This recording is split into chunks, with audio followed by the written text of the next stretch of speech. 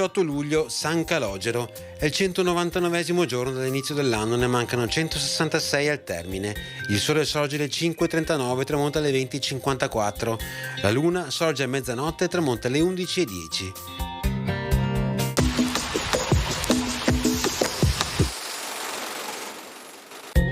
Solennemente inaugurato il nuovo ponte di Rialto. I lavori erano iniziati il 9 giugno dell'anno precedente sotto la direzione di Andrea da Ponte, che l'aveva anche in parte ideato.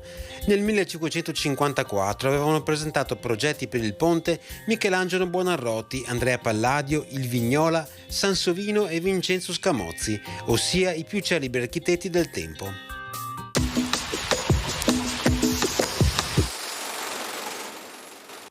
Le previsioni per domani: ampi spazi di sereno a fronte al più di qualche locale cumulo pomeridiano sulle Dolomiti, in genere senza piogge. Temperature minime pressoché stazionarie e massime un po' in aumento.